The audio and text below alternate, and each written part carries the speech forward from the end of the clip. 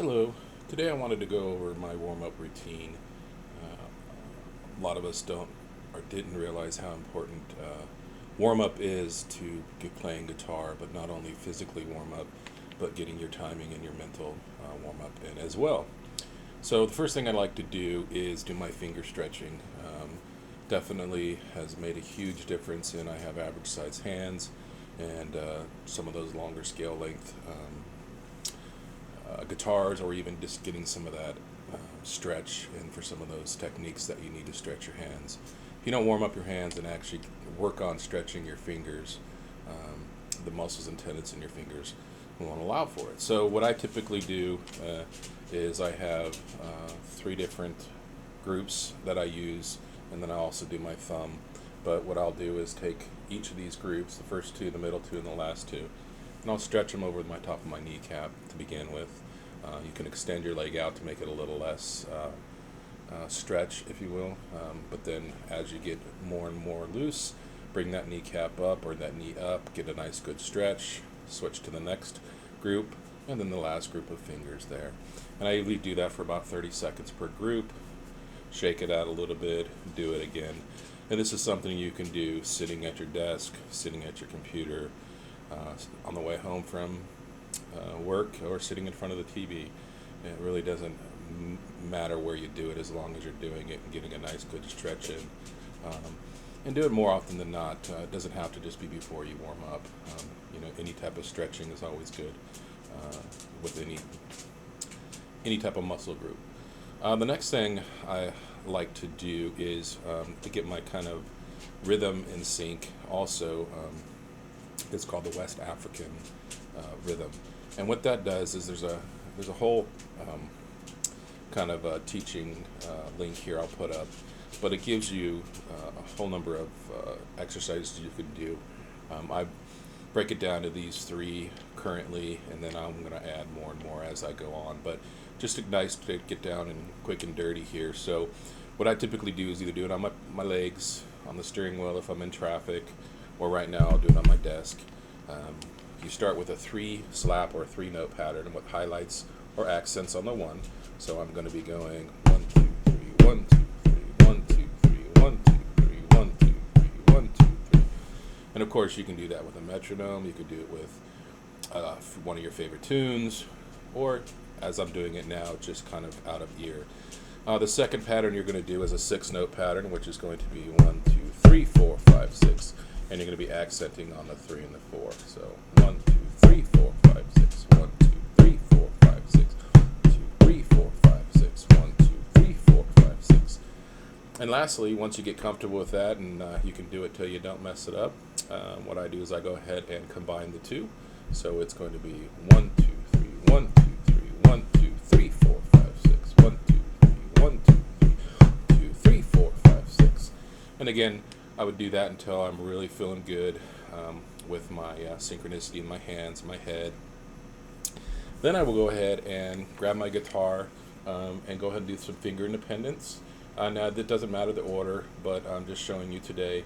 Now the finger independence, what I'll look at is I'm going to go ahead and move my first finger up and down the high E string and the low E string, and then I go to my second finger, and then I go to my third finger, and then of course my pinky.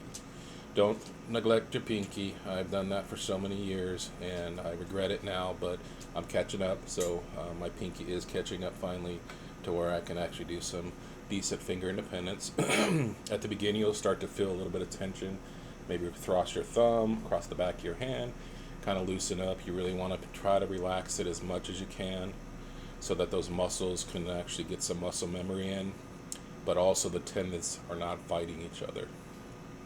The next thing you want to do, as you can see I was just doing, is kind of do a rotation. So first, second, first, second, first, second.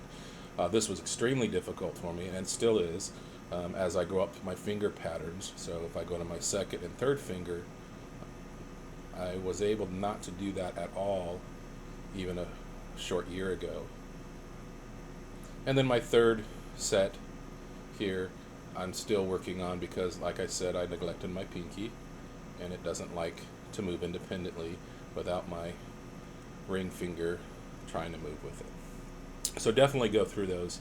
Um, huge benefits. It may seem like the simplest thing in the world, but I've noticed a huge benefit, and I notice a huge detraction when I don't do it.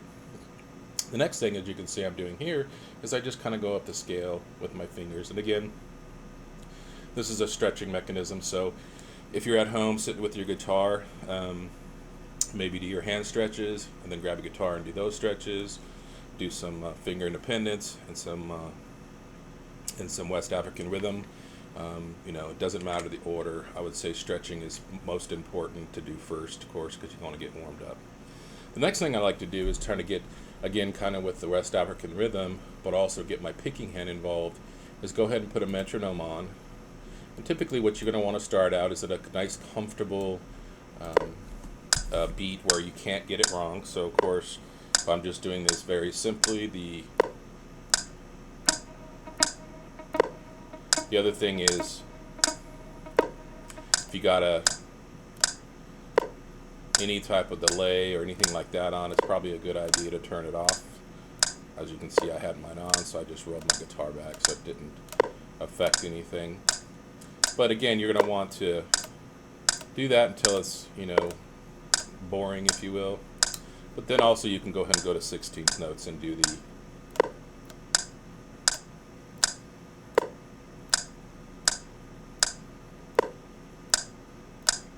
and you're going to do that till obviously it becomes extremely easy.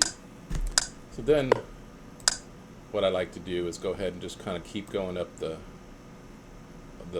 beats per minute. I'm going to jump up to say 100 here, just to give an example. A little bit faster.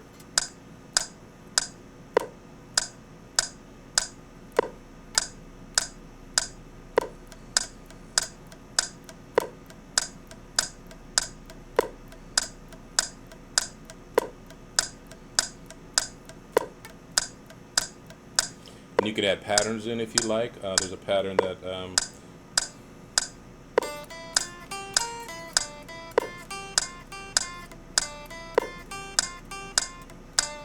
again, doing a little pattern like that, following the scale up and down.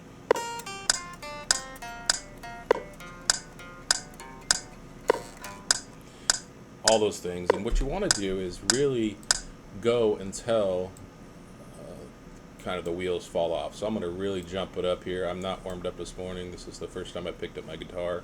So I'm just going to go straight up to 130 just to give an example. So if I was going to try to do this,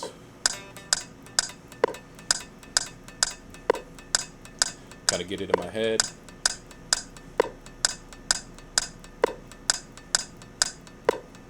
Not too bad. Now let's see when I add my fretting hand what happens.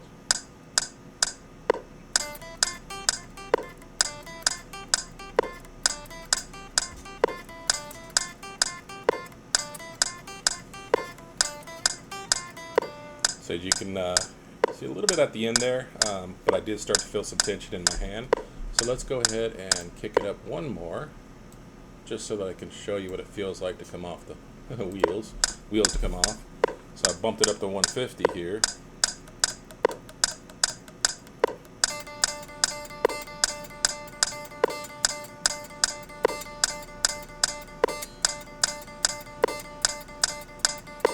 So that feels pretty good.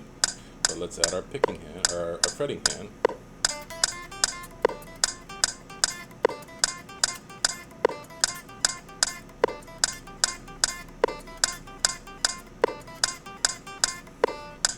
Felt really good, however my hand was really tense. So what I would do from that point is go ahead and drop it back down to something that's comfortable so that I can leave here with a little bit of a wind. Start it back up.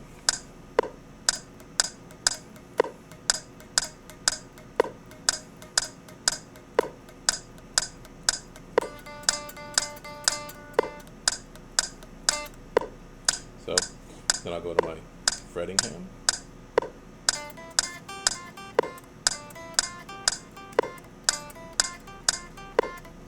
So my hand was nice and relaxed. It didn't feel like it was going to tense up. And All those together should really help get you in sync and make your guitar playing much, much more pleasurable. You won't get frustrated as easily because you're always thinking about those other things that, why am I not in time? Why can't I do this? Can't I get this chord? Why can't I stretch here and get this kind of technique? If you prepare yourself, you'll start to notice that your warm-up time gets shorter and shorter and shorter, just like with the metronome there.